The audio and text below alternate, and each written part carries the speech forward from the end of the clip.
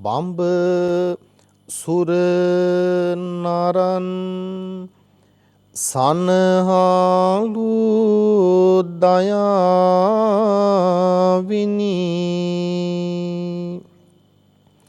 ආලෝකයක් ගන අඳුරට උදාඋනි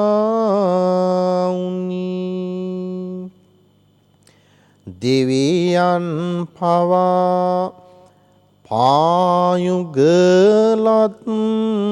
ඔබාමිනි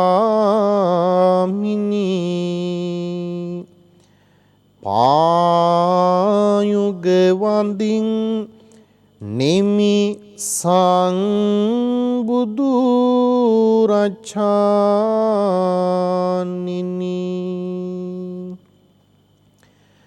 තුන්ලොවක් මෙත් සිසිලෙන් සුවපත් කොට වදාළ අංගීරස තථාගත බුදුරජාණන් වහන්සේට මාගේ නමස්කාරය වේවා.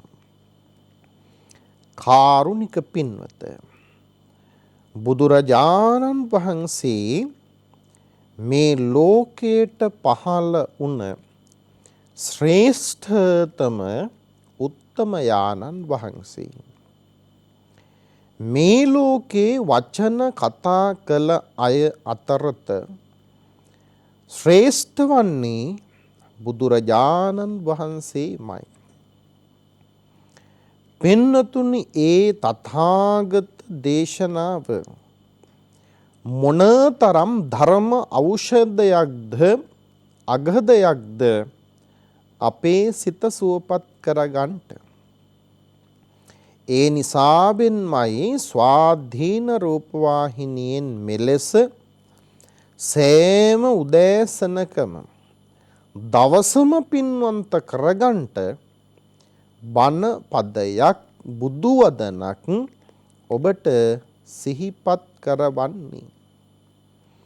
බලන්න පින්නතුනි, බුදුරජාණන් වහන්සේ දේශනා කරනවා අපස්සුතා යං පුරිසෝ බලිවද්දෝව ජීරති මාංසානි තස්ස වඩ්ඩම්ති පඤ්ඤා තස්ස න වඩ්ඩති.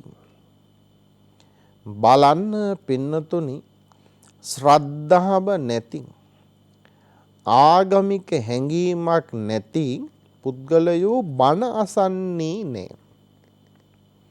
ඒ අය ධර්ම ශ්‍රවණී කරන්නේ නෑ, ධර්ම විමර්ශනී කරන්නෙත් නැහැ, ඕන කමකුත් නෑ. නිතර කල්පනා කරන්නේ කීයක් හරි හම්බ කරන ක්‍රමවේදය. තමන්ගේ ගොඩ වැඩි කරගන්න. එහෙම නැත්තම් පට්ටම නම්බුව තව ටිකක් ඉහළට ඔසවා තබා ගන්න.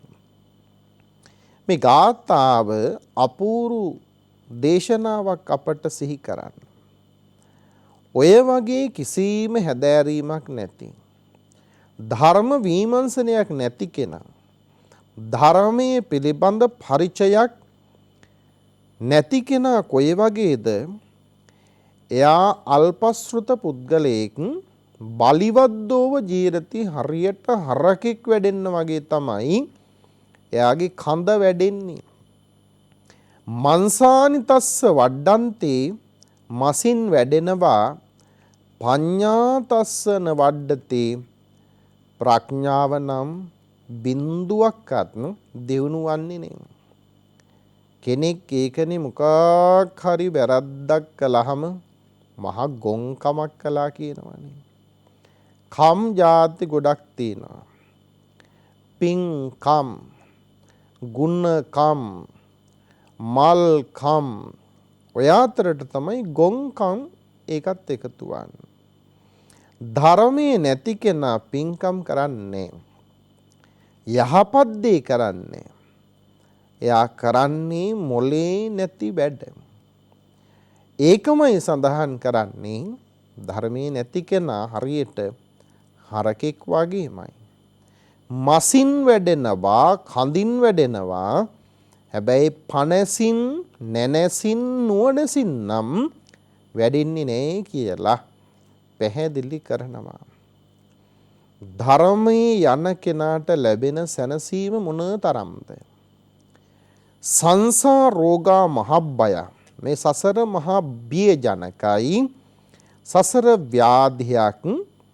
හැබැයි පින්නතුනි නිතර බුදු බණ අසනවා නම්, ශ්‍රද්ධාව වඩනවා නම්, ඒ බඳු කෙනාට පින්නතුනි විටක ගහකින් වැටෙන කොළයක් දිහා බලලා වුණත් අරහත් බීජය අවදි කරගෙන සැනහෙන්න පුළුවන්. දවසක් පින්නතුනි බුදුරජාණන් වහන්සේ වනාන්තරයක වැඩ ඉන්න වෙලාවේ ගහකින් කොළයක් ඉදිලා වේලිලා බිමට වැටුණා. බුදුරජාණන් වහන්සේ තමන් වහන්සේගේ අත ඇඟිල්ල ඒ දෙසට දික් කරලා ඉක්මනින් ස්වාමින් වහන්සේලාට ඒ දෙස බලන්න කීවා. ගහෙන් වැටෙන කොළය නටුවෙන් ගිලිහිලා හුළඟේ පාවෙලා එහෙට මෙහෙට ගිහිල්ලා බිමට පතිත වුණා. බුදුරජාණන් වහන්සේ අහනවා, මහණෙනි ඔය බිමට වැටුණු කොළය කොළ පාට වෙලා ආයේ උඩට ගිහිල්ලා ගහේ තිබිච්ච තැනටම සවි වේවිද? ස්වාමින් වහන්සේලා මතක් කළා, බුදුහාමුදුරේ එහෙමනම් දැකලා නැහැ, කවදාවත් ඒක වෙන්න ඉඩක් නම් නැහැ කියන එක තමයි පිළිතුර උනේ.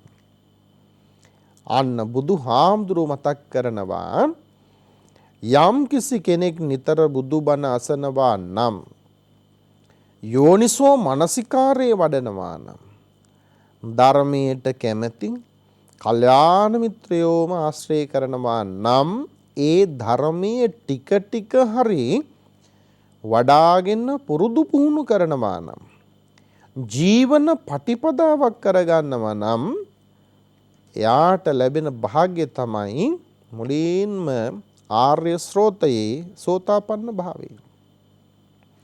සෝතාපන්න වුණ කෙනා කවදාවත් අපාගත වන්නේ නැහැ. අපායින් සපුරාම මිදුණු බවට හොඳ සහතිකයක් සෝතාපට්ටිය. හරියට මහණෙනි ගහින් ගිලිහිලා වැටුණ, ඉදිලා වේලිලා වැටුණ මේ කොළය ආයෙමත් උඩට ගිහිල්ලා ගහට සවි වෙන්නේ නෑ වගේ සතර අපායට නම් මේ සෝතාපට්ටියටපත් උතුමෝ කවදාවත් වැටෙන්නේ නෑ කියලා බුදුහාමුදුරුවෝ කරුණ පැහැදිලි කළා. බලන්නකෝ ටික ටික වුණත් පුංචි පුංචි බණපදේ ඇසුවත් අපේ ධර්මඥානෙ දියුණු වෙනවා. ශ්‍රද්ධාව වැඩෙනවා. නුවණැස බලවත් වෙනවා. සසර මග හොඳට හඳුනාගෙන ඉන් මිදෙන මාර්ගයට ප්‍රවේශ වන්නට වාග්ය ලැබෙනවා. මේ තරම් ආශ්චර්ය භාවයට පත් කරගත්ත සිතක් තිබෙන කෙනා කොයි වගේද? පත්ත ධම්මෝ, ධර්මයට හොඳට පැමිණිලා. විදිත ධම්මෝ, ධර්මයේ මනමින් දැනගෙන. පරියෝගාල්හ ධම්මෝ, හොඳට ධර්මයට කිඳා බහින්න භාග්‍ය ලැබෙනවා. බලන්න පින්නතුන්, ඒක කොයිතරම් අසිරිමත් භාවයක්ද? ධර්මයේ නැති කෙනා තමයි හැම තැනම පැටලෙන්නේ.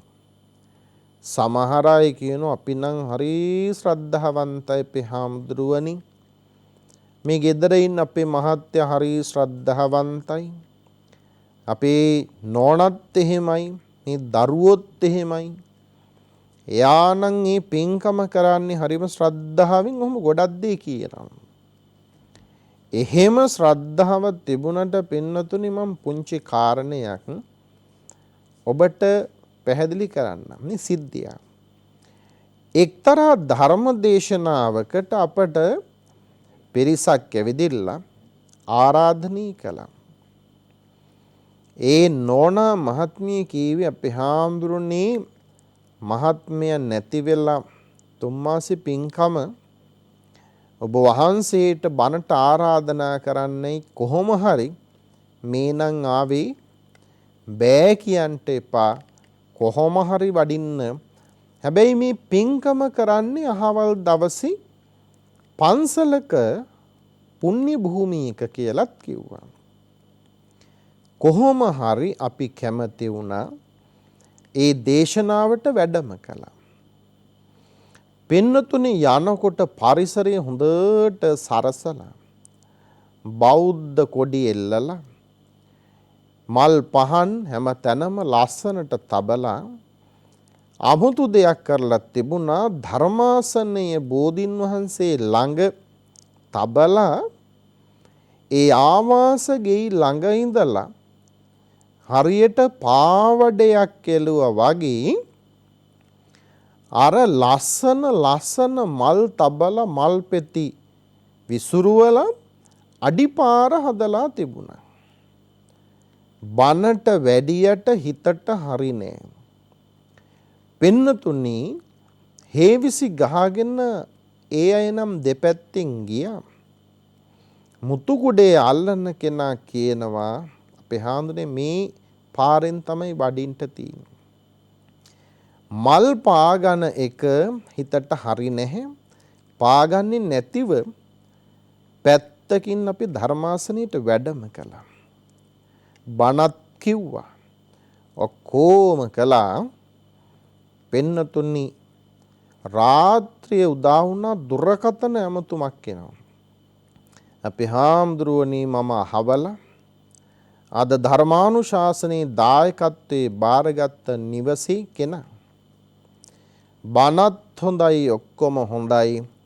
ඒ වුණාට මගේ හිතට හරිනේ සෑහෙන මහන්සි වෙලා මල් අතුරලා හදපු අඩිපාරේ බොහන්සි වැඩම කළේ නෑ. මගේ හිතනම් හොඳටම කැඩුනා කියලා ඔන්න මතක් කළා. මගේ මහත්යට පින් පිණිසනේ මේ පින්කම කළේ. ඇයි හාමුදුරනේ එහෙම කළේ කියලා ලොකු දුක් ගැනවිල්ලක් දෝ කියන්න උනා. පැහැදිලි කළා පින්නතුනේ ඇත්තට මේ වැඩේ බොහෝ තැන්වල කෙරෙනවා. ඒ මල් තියෙන්නේ නික්ලේශී උතුමන් වහන්සේලාට පූජා කරන්න. බුදු හාමුදුරුවන්ට පූජා කරන්න. පසේ බුදු උත්තමයන්ට පූජා කරන්න. මහ රහතන් වහන්සේලාට මගඵල ලාභීන්ට පූජා කරන වටිනා දෙයක් තමයි මල් කියන්නේ. එවැනි මල් පාගාගෙන පූජා කරන්නට තියෙන මල් යන එක සුදුසු නැහැ. අපි මාර්ගලාභීන් තත්වාදිගමයන්ට පත්වෙච්ච අය නොවන නිසා. ඒ නිසා එහෙම නොකළ කියලා පැහැදිලි කළා. ඒත් ඒ වුණාට හිතනම් ලේසියකට හැදුනේ නැහැ. පැත්ත පලාතක ආයේ නම් ආවෙත් නැහැ.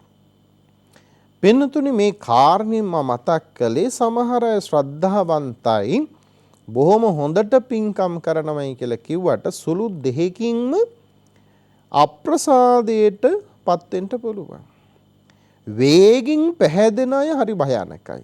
මොකද ඒ වේගයටම අපහැදෙන්නත් පුළුවන් නිසා.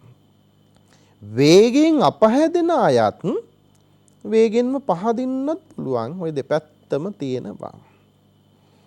පින්නතුනේ දවසක් බුදුරජාණන් වහන්සේ මහ වනයේකට වැඩම කරපු වෙලාවේ වහන්සේලාට වනාන්තරේ ස්වාමින් වහන්සේලාට බුදුහාමුදුරු පෙන්නුවා ලස්සනම ලස්සන මල් ගහක්. ඒ ගහ අනිත් ගස් වලට වඩා සරුසාරයි. මල් පිපිලා, ගෙඩි හැදිලා, ශාඛා ප්‍රශාඛා විහිදිලා මුල් හොඳට තිබුණා. ගහේ කඳ හොඳට තිබුණා. බුදුරජාණන් වහන්සේ අහනවා මහණෙනි අනෙකුත් වනේ ගස් වලට වඩා මේ ගහ බොහොම සරුසාරයි නේද? බුදුරජාණන් වහන්සේට ස්වාමින් වහන්සේලා පිළිවදන් දුන්නේ එහෙමයි බුදුහාන්නේ. අනිත් ඔක්කොම ගස්වලට වඩා වනයේ මේ ගස කැපී පෙනෙනවා. සරුසාරයි. මල් ගෙඩි කොල්ල අත්තු හොඳට පිරීලා පූර්ණත්වයට පත් වෙලා තියෙනවා. බුදුරජාණන් වහන්සේ පැහැදිලි කළා මහණෙනි මේ භයානක සසර ගමනකට වැටුණ කෙනෙකුට මනුස්ස ජීවිතය ලබාගත් වෙලාවේ එයාට පුළුවන් නම් ඔන්න ඔය මල් ගහ වගේ වෙන්න. හොඳට කොල්ල ගෙඩි මල් ඇති වුණ සුවඳ හමන ශාකා ප්‍රශාකා හොඳට බැසගත් මුල් සහිත ගහක් වෙන්න එයා කවදාවත් පහළට වැටෙන්නේ. ධර්මයේ දවසින් දවස ඉදිරියට යනවා. ධර්මඥානෙ දියුණු වෙනවා. එතකොට මොනවද මේ මිනිස් සිත නැමැති ගහේ ඇතිවෙන ඔය වටිනා මල් ගෙඩි කොළ ආදී? ඒ තමයි සද්ධා, සීල, සුත, ඡාග, පඤ්ඤා. ශ්‍රද්ධාව පින්නතුනි කොටස් දෙකයි. ආකාරවතී ශ්‍රද්ධා, ආමූලිකා ශ්‍රද්ධා. අර කලින් කියපු සිද්ධියේ එයාට තිබුණේ ආමූලිකා ශ්‍රද්ධාව. මෝහයේ මුල් වෙච්ච එක තමයි ආමූලිකාව. මුලා වෙනවා. හොඳයි කියලා හිතුවට ඇත්තම ඒක හොඳම නෑ. ආකාරවතී ශ්‍රද්ධාව තිබෙන කෙනා විමර්ශනයේ මුල් කරගෙන වැඩ කරනවා. අරයත් මල් දැම්ම නිසා එහෙත් ඒක එහෙම කරපු නිසා මෙහික කෙරෙන්නේ නෑ. ආකාරවතී ශ්‍රද්ධාව තිබෙනවා නම් ශ්‍රද්ධාව පින්නතුනි බෞද්ධ කමේ පදනමයි. ශ්‍රද්ධාව නැති කෙනා බුදුන් අදින්නේ. ශ්‍රද්ධාව නැති කෙනා බණ අහන්නේ නෑ. ශ්‍රද්ධාව නැති කෙනා ස්වාමීන් වහන්සේලාට ගරු කරන්නේ නෑ. වැඩිහිටියන්ට උපස්ථාන කරන්නේ නෑ. ඒක හරි වටිනවා ශ්‍රද්ධාව මේ ජීවිතය ඉදිරියට අරගෙන යන්න බියකරු සසරෙන් මුදා ගන්න. සීල කාය වාක් සමුදානං සීලං වෙනතුනේ සීලය අපට අවශ්‍යයි. සීලේ නානුපේතස්ස සුතේ නත්තන විජ්ජති. හොඳට ටයිකෝට් ඇඳට ලොකු ලොකු උපාධි ගත්තට සීලේ හැදියාව නැත්තම් ගුණවත්කම නැත්තම් අර කොම දේ පින්නතුනි කිසිම අරුත්බර ගතියක් නැහැ කියලයි දහම තුල පෙන්වන්නේ.